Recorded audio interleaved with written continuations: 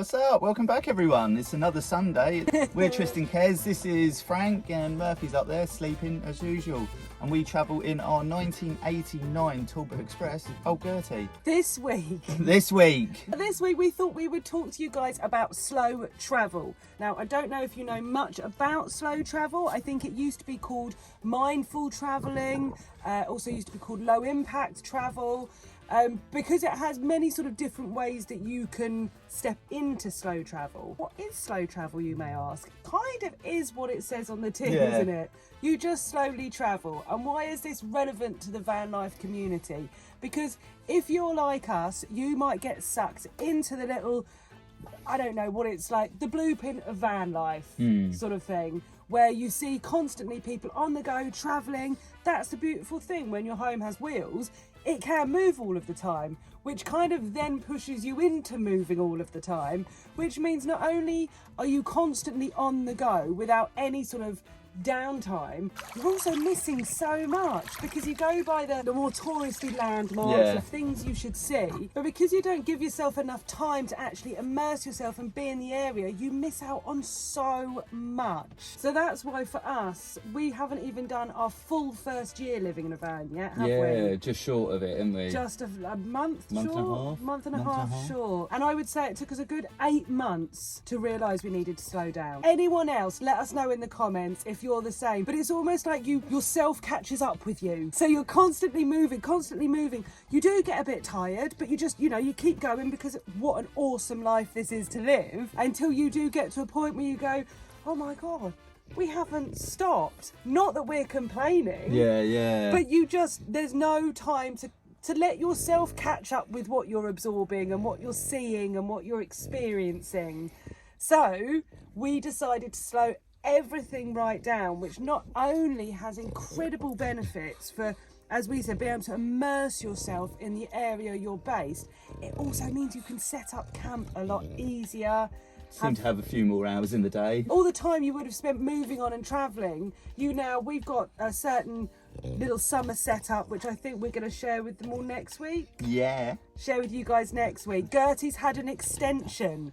Because when you're slow travelling, you can be based somewhere for a lot longer, which means your camp can start to really extend. Exactly. We've got an extension. We do have an extension. So we're really excited to share that with you guys as well, because, van life doesn't always mean that you're wild camping in lay-bys. I know that's the perception online, that's how you're meant to van life. Yeah. Buy yourself a Sprinter, go sleep in a lay-by. I'm only teasing. But that's not just one way you can live van life. Having a mobile home means that you can have so many multiple different options. As you see, some people travel in mobile homes, some people will live in a converted van, some live in boss-ass horse boxes that they've kitted out themselves. Wow, all the way to car campers. There's just so many ways that you can live closer to nature. It's really important to not box yourself in as a van lifer, I think. Well, and I think that's what we did, isn't it? It's almost like we had the hangover, a nice hangover from like road tripping, where what's the maximum when we had our T5? The maximum 3 weeks, 2-3 weeks in the van. And because of that, we tried to hit wherever we were as hard as possible. So it was like a different spot every night. Felt crazy staying a few places over the years for 2 nights, you know what I mean? Wherever we were. But it's always like, wake up, coffee, breakfast, pack the van, where are we going the next day? Oh, we might need supplies because we've got a small van and we haven't really got anywhere to store it at the time. A week, 2 weeks at a time. That was fine though, wasn't it? Because we knew we were going back to a house and kind of a different way of life. So we moved into Gertie last year, and I think we kind of had that similar mentality because, I don't know, you're a product of your environment. That's what we knew, wasn't it? Yeah, absolutely. Well, it's a very different taking what used to be your sort of vacation mode and turning that into your full-time living mode. And that's why we thought it's so important to share with you guys, because we see on social media, we see the travellers complaining about being tired. We see the reaction to that from the people that follow, because obviously no one wants to follow travellers who complain about travelling. Like, I mean, that's just common sense. It's counterintuitive. Isn't it? But it is also a reality. You get tired driving anywhere. Like, it's just a fact. So it's one of those we wanted to share with you guys, that before you do feel a bit burnt out from travelling, you know, then adjust it. There's ways to do everything that fits you. It's important to find what works for you, especially when it's a life with so many options. Tailor it to what works for you, rather than trying to squeeze yourself in a tiny little box over here, because that's what you feel this life should be. You know, obviously we are lucky that we have no end date to when we're gonna be no longer living in a van. I know some people, it might be different if you're travelling for a year in your van, you know, therefore it might be a little bit more of a rush to tick through things. But certainly for a lot of people that we connect with online, this is a lifestyle choice for the long term. So it really is, what works for you. I mean, we're already thinking seasonal pitches, ground rent. What would that look like? Farmers' fields, like land to rent. Exactly. In the time that we've been living in Old Gertie and then travelling in our T5, we've met so many people face to face, or through like YouTube and Instagram. And there's like a full spectrum of how people want to travel, road trip, weekend, or full-time live. And then that's, you know, different people's ways of life. You know, some people have to be in a certain area. Some people can go around the world just due to their responsibilities and restrictions. So this is us opening up a safe space and chatting with you guys, because you might be in a similar situation where you're like, I am absolutely exhausted travelling all the time. Oh Christ, what do I do? And well, we are here to chat through with you. Or you might be thinking, I want to get into this life, but give me some more information. And how do you guys go about it? So this is our personal experience. You might be watching this going, well, I want to travel every day, and it is no this impact. Video's not for you. But like it, subscribe, leave a nice comment, and then maybe watch something else. But it is also, you know, it's low impact travel on the environment. Once you slow yourself down quite a lot, you are moving a lot less. You become a lot mobile on your old legs as you get out to explore. It does also mean you get to plan trips to places that you want to go. We've seen a lot of van lifers struggling in certain areas for park ups. When you slow travel, you just choose not to visit those areas. Or you find one great park up. Obviously, we're not recommending set up camp in a free car park. That is certainly not what we do. We should say slow travel becomes a lot easier in the summer because farmer fields open up.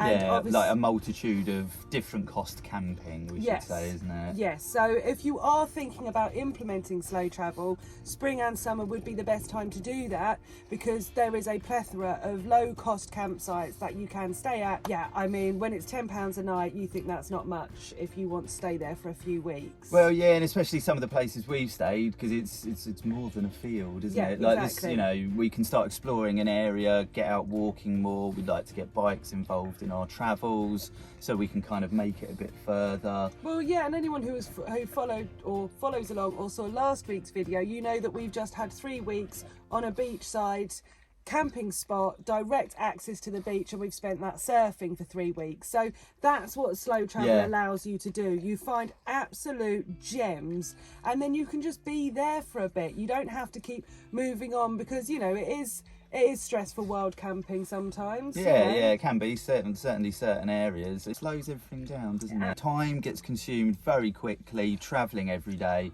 especially in a van like ours, where we have to, oh poor us, but put the bed away, put a lot of stuff away, you know, pack some things into the van to get moving, and then you quickly see the hours of your day disappear, which isn't so bad when we've got longer days right now, like we do in May, what daylight till like 9 o'clock. But other times of year, I think it really impacted us in winter, where it was kind of like a lot less daylight, and just sort of packing up, getting a bit of food from the shop, doing one thing and working and parking up and getting set up, and it's like, oh cool, it's dark already, and it's like you just don't know where the time goes. Being somewhere longer term, you know, you can relax and immerse yourself in that area. Well, it was great in the New Forest, wasn't it? Yeah, fabulous. Because we've been to the New Forest last year and done some content on that, but this year it really meant that we could, you know, we've still got so much to explore, but we could really explore the areas we were in and immerse ourselves and get to know the little villages and get to know people and learn some of the history and stuff around the area. So yeah, we're all for slow travel. Well, and then that's when you really do start to feel the privilege of this life,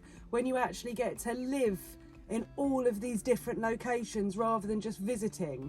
You actually get, you know, for us, it's normally we found our little bucket of time is 3 weeks before we like to move on. Yeah. But within those 3 weeks, you know, you end up meeting the same person on a dog walk and having that lovely little smile of a morning, or, you know, you learn that there's a beautiful little pub and the staff in there are amazing, the food's good, and you actually get to live in these spots. And yeah, I think that really brings out the privilege of this lifestyle. You know, and it's also been known to help if you are someone who suffers with anxiety. Slow travel is actually highly recommended for you, because going on holiday, I don't know if, you know, you've ever come back off holiday and you're like, that was incredible, you know, it was amazing, but I'm exhausted, you know, so that's fine for a small holiday, but when you're trying to live that as a lifestyle, imagine that's going to make things a lot more chaotic in your mind and a lot harder to process. So yes, slow travel really helps if you're someone who is a little bit more needs that nice calm downtime. Yeah, no, it really helps, doesn't it? It really does. Just a quick one to round it off though, for slow travel, obviously, for those of you who do more wild camping and are thinking, well, how can I be based somewhere for that length of time? It's too costly, especially with how the price of some of UK campsites can be. So just a quick one, if you are looking for low cost campsites to stay on, do download Park for Night. Check out the tractor symbol. They will be farmer fields. They're normally £5 to £10 a night. Some have toilets, some don't, but they're brilliant. They are more than happy for you to stay. Google Maps is another. Look for, sometimes there's a lot of campsites that don't advertise themselves because they don't need to. Word of mouth, the locals know. So get yourself on Google Maps, check those out. Ask when you're at certain campsites if they can recommend any others. Network. Yeah, absolutely, exactly. And yeah, I mean, hit up other van lifers. You know, we're the ones who are going to be in the know for these sorts of more cost effective camping. So yes. Yeah, you got search for sites as well, which you can go in and add other search filters so you can find them on there. And then Pitch Up, it's not always the cheapest on Pitch Up, but you can go on there and just, you know, look at an area that you want to go and stay in, and then you can sort it by price and facilities, and then, you know, you can quickly see if there's something within your price range that you want to stay at. Yeah. So I was just going to say, it's quite a nice sideline. Like, a few of the places that we've stayed longer term, we've actually got to know the staff or the campsite owner or owners, and that's quite a nice relationship as well, isn't it? You know, where we are at the moment, we've got to know the campsite owner really well, and you kind of, well, like, we're regulars, you know. We can just drop him a text, and yeah, you just build up another level of rapport that for us, you know, and for people who are concerned about safety and, you know, where you're staying, like, we are more than happy where we've got like a select number of campsites that we know the owners reasonably well, and that makes our stay like even more pleasurable. Not that we've had any dissatisfactory stays, but it makes our stays even more pleasurable when there's a super smiley face welcoming you. One thing I do want to add is it's interesting what we've noticed with, because some people go, oh, but slower travel, you're paying for campsites. That is true, but with a vehicle like ours, we're not entirely sure how fuel efficient it is. It's sort of definitely well under 25 miles per gallon. So us just driving around, if we were staying in free spots, we would still be kind of racking through quite a bit of fuel each day to get around, do things. So what we've actually found in some ways is some of the campsites we've stayed have kind of, we've saved the money on the fuel, which means that that money's then been kind of freed up for campsites. So just a note that, you know, you might be like, but I don't want to spend money there. But depending on what type of vehicle you've got, you might be actually finding you making a cost saving here that it's kind of like, well, it's kind of similar. So well, yeah, and just little things you can do. Your food, if you're going to be based somewhere for a couple of weeks, you can do a big food shop, because you know that then you've got space to store it, rather than, obviously, space is a commodity when you're moving every day with your van. Especially for us. Exactly. So then shopping, you tend to shop as you need and as you go. So yes, in a multiple, maybe we could do that as well, work out the different finances of when we are road tripping, because we obviously still plan to do you know, road trips and shorter travels, but certainly during these warmer months, and whilst the campsites are open for the summer, we will be utilising them. Yeah, well, it's just so many things we want to do in particular areas that really it does mean that we want to kind of be based somewhere for a bit. Well, and also sometimes when you move into a van, you don't move into a van because you enjoy driving a van. You know, that's you know, just part of it. That's a byproduct to it. We enjoy walking, we enjoy cycling, we enjoy swimming, surfing. So yes, our slow travel van life lifestyle suits us perfectly. That we get to do more of what we love and less of stressing about trying to find park-ups and stressing about long drives. Well, I mean, that's a great point, isn't it? Like, anyone who rents or owns a house or a flat doesn't mean that you want to be in that 24 hours a day. Exactly. So yeah, because you van life doesn't mean you want to be driving the entire time, or a large percentage of the time that you're doing van life. So exactly. We are quite new to slow travel, as we said. You know, the last few months we are thoroughly enjoying it. But yeah, we are learning and sharing as we go. As we said earlier, we will show you our summer setup. We're feeling very bougie and very luxury and absolutely loving it. It is crazy what a little bit of canvas can do. But that's all I'm telling you for now. But if you do want a sneak peek, head on over to Instagram, because you've already shared a little bit on Instagram, haven't you? Well, I actually, of our slow travels and where we are with our setup. So if you want a sneak peek before we release next week's video, get on over to Instagram and check it out. Do you slow travel? Have you found that it helps to slow the pace down? Do you have any tips about slow travel? I don't know, let's learn from each other. Yeah, share your experience or your perception if you aren't like van lifing and you want to share it below. And then I guess a final point is just chill and relax. That's what you can get more of, well, for us, through slow travel. You know, we're here, we've set up, and that does mean, I feel like there is a kind of so dramatic, but I feel like it's a weight off of our mind, isn't it? Well, it's like today, it's absolutely hammering down today. There is waterlogged grass everywhere. That's fun. You know, but at some point we're going to be able to go across and utilise our extension. We've got the extra space. We don't have to worry, where are we going? Is it going to be, you know, is it going to be rained in? Is it going to be too many vans in one spot because it's bad weather? You know, it's miserable enough when it rains in May anyway. You don't want to add all of these extra layers to it. We don't have to. All we know is get through the rain today, and we might have a little fire later because the sun's meant to come out. So yes, it does. It makes everything just so much easier. It's your choice when you move. You don't have to move on, and I think that's kind of the beautiful part of it. Whereas when you wild camp the whole time, that choice is taken away from you. You have to keep moving. This way, it's in your hands. But yes, I think that is it for this week. I really hope we have brought you some value. That's why we do this whole channel. Is because we hope to be able to bring some value to you guys. Those of you who are thinking about getting into van life, who are already living this lifestyle. Yes, we want to help increase the accessibility of a lifestyle with more choice. And share our knowledge and open up discussions, because we're only talking from our viewpoint and you might have a different viewpoint. And the people watching these videos and reading all the helpful comments that get posted up, you might be helping someone else or share your experience, because we're just talking from ours and there's plenty more people out there. But yes, so I think that's it from us this week. We are on Buy Me a Coffee, so if you did fancy a little freebie, we have uploaded and sized some of our cool drone photography so that you guys can just pop on there, download it and have it as a free screensaver on your phone to take a little slice of nature wherever you go. So if you do fancy one of those, pop yourself over there and get yourself a free screensaver. Yeah, thanks to everyone who has bought us a coffee, and for all you super thankers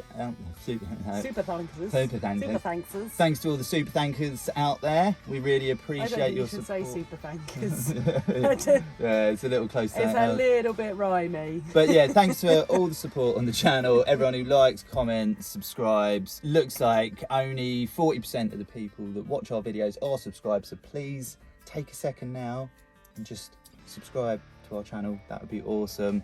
Yeah, if you're watching on the TV, a lot of people watch on TVs now. Mind blowing. Yeah, just pause it, give us a little like. I know it's a little trickier to subscribe, but if you find our little lovely faces, click on that and then just click subscribe. Thank you, really appreciate it. Thank you, Miss Patson. Thank you, Miss Patson. Until next time, folks, don't forget to like, subscribe and hit the bell notification so you don't miss another one of our videos, because next week's should be pretty exciting. Hopefully the rain goes away. And until next time, folks, bye for now.